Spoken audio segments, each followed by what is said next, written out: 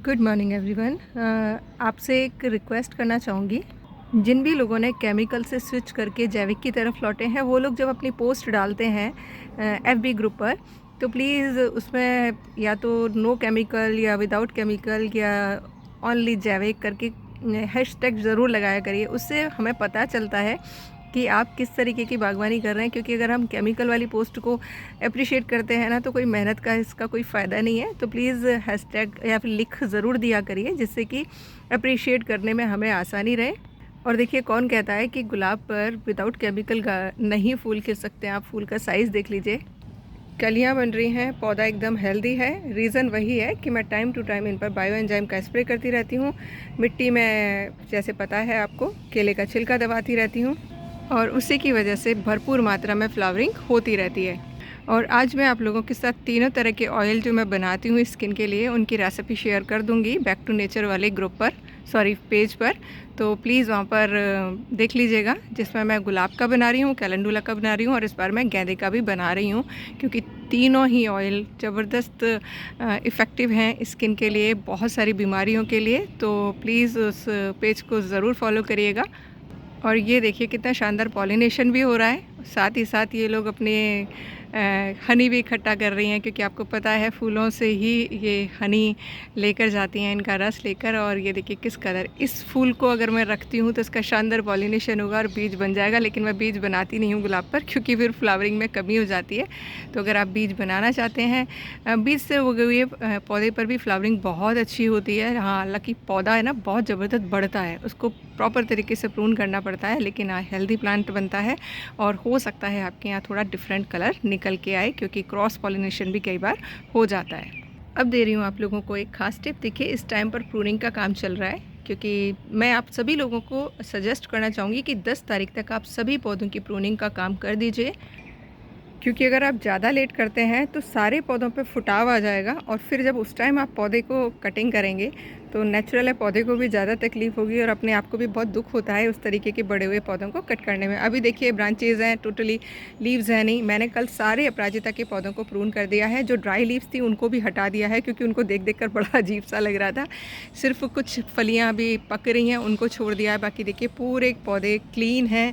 बस अब इनमें इंतज़ार है फुटाव का। अब आपको एक टिप देना चाहूँगी। देखिए, जैसे ये मेरा अपराजिता का पौधा है, और इसमें आपने देखा है मैंने पिटूनिया लगाए थे। पिटूनिया अभी मेरे फ्लावरिंग नहीं कर रहे हैं, लेकिन पौधे देखिए बहुत हेल्दी हो गए हैं। और दो पौधे लगाए थे और ज़बरदस्त फैलाव हो गया है। जल्दी ही इनमें फ्लावरिंग स्टार्ट हो जाएगी। लेकिन अगर किसी पॉट में अदर प्लांट्स नहीं लगे हुए हैं, तो आप विशेष ध्यान रखेंगे पानी का, क्योंकि जैसे देखिए, ये प्लांट है, इस पर एक भी लीव्स नहीं है। और अगर इसकी मिट्टी में मैं रेगुलर पानी डालती रहती हूँ तो इवोपरेट तो देखिए होगा नहीं पानी, क्योंकि एक भी लीव्स नहीं है इसमें।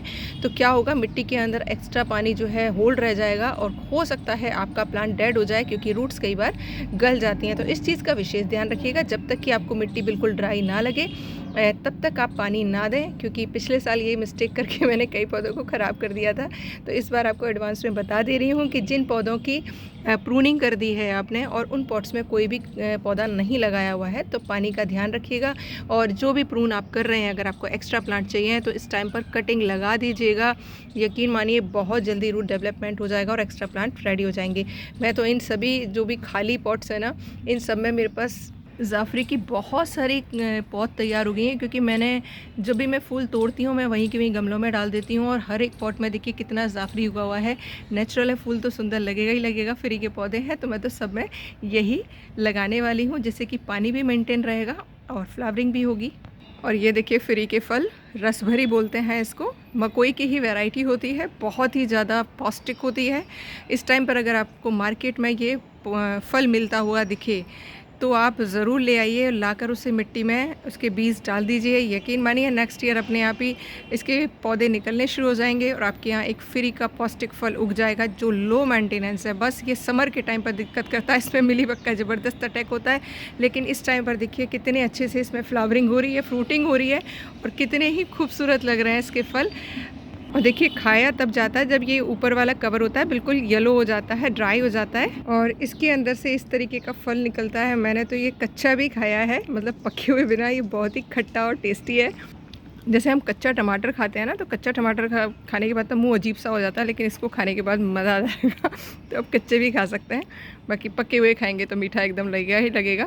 इस बार कोशिश करती हूँ इसके भी बीज स्टोर करने की, क्योंकि किए नहीं मैंने। लास्ट ईयर मैं ख़रीद कर लाई थी मार्केट से इसके फ्रूट, और मैंने पॉट्स में डाल दिया था, तो कई जगह ये मेरा फल उगाया है। फूलों वाली डेट आ रही है। अगर आप प्लांट्स खरीद के लेकर आए हैं या आपको अपने ही गार्डन के पौधे रिपोर्ट करने हैं, तो आप बिंदास होकर रिपोर्ट करिए, कोई दिक्कत नहीं है। बस इस टाइम पर उसकी रूट्स को बहुत ज़्यादा डिस्टर्ब मत करिएगा। मैंने अपने पॉट रेडी कर रखे हैं, जिसमें ये छोटी छोटी सी बोटल्स में मैंने विंका के पौधे लगाए हुए थे, जो कि सर्दियों से पहले लगाए थे। प्लांट रेडी हैं, बस इनको रिपोर्ट करूँगी। और इस बार मुझे बहुत ज़्यादा पौधे लगाने की ज़रूरत नहीं है, क्योंकि अपराजिता सारे मेरे पौधे बच गए हैं, तो वो ही ब्लूम करेंगे। जाफरी और गेंदा तो आप देख ही रहे हैं, सब्जियां बहुत अच्छे से ग्रो हो रही हैं। सिर्फ कुछ बीज हैं ऐसे जिनके एक्स्ट्रा बीज मेरे पास नहीं बने हैं, एक एक दो दो बीज ही रखे हुए हैं, उनको ज़रूर ट्राई करूँगी। तो मैं उनको कैसे लगाना है वो मैं शेयर कर दूँगी। बट हाँ, कटिंग कुछ गुड़हल की ऐसी वैरायटीज़ हैं जो कि मेरे पार्क्स में लगी हुई हैं, उनकी कटिंग मैं ट्राई करूँगी फूलों वाली डेट पे, तो डेफ़िनेटली आप लोगों के साथ शेयर करूँगी। बहुत ही आसान होता है भाई, मैं तो कितनी बार बता चुकी। डेट्स को फॉलो करते हुए कटिंग करिए और लगा दीजिए। और लगानी कौन से पॉट्स में, अलग से मत ट्राई करिए, किसी भी ऐसे गमले में लगा दीजिए जिसमें ऑलरेडी पहले से प्लांट लगाया हुआ हो। यकीन मानिए, आपके जो रूट्स डेवलपमेंट का चांस है वो 99.9% हो जाएगा। सिर्फ 1% चांस, 0.1% चांस रहेगा कि वो आपकी कटिंग ख़राब हो जाएगी। नहीं तो अगर आपकी मिट्टी बहुत अच्छी है तो रूट आपकी डेवलप हो जाएंगी। और इसका एग्जांपल मैं नेक्स्ट आने वाली डेट पर आप लोगों को शेयर कर दूंगी। एक और क्वेरी है कि मैम वर्मी कंपोस्ट क्या फ्रेश ही यूज़ होता है? तो भाई मेरे पॉट्स में तो इतने सारे अर्थवॉर्म्स हैं, तो वो नेचुरल है, फ्रेश ही विस्टा करते होंगे, तो उससे नुकसान कुछ नहीं होता है, फ़ायदा ही होता है, क्योंकि फार्मर्स बेस्ट फ्रेंड्स होते हैं। अर्थवॉर्म्स क्यों होते हैं कई बार बता चुकी हूँ। तो प्लीज़ अपनी मिट्टी में फ्रेश लाकर डाल दीजिए वर्मी कंपोस्ट। उससे क्या होगा, उसके अंडे भी आ जाएंगे साथ में, और आपके यहाँ पर अगर आप जैविक तरीके से बागवानी कर रहे हैं तो आपके पॉट्स में बहुत सारे अर्थवॉर्म्स हो जाएंगे। उसके बाद आपको वर्मी कंपोस्ट खरीदने की कभी ज़रूरत नहीं पड़ेगी। इस टाइम पर आप हर एक पौधे की कटिंग लगा सकते हैं, लेकिन ध्यान रखिएगा प्रूनिंग के टाइम पर ही आप कट करके लाइएगा, क्योंकि आप लोग पौधे को नुकसान पहुंचा कर आ जाते हैं, जो कि पार्क से या रूट साइड पर लगे होते हैं, उससे पौधे को भी नुकसान पहुंचता है। तो प्लीज़ डेट्स को फॉलो करते हुए कटिंग लेकर आइए।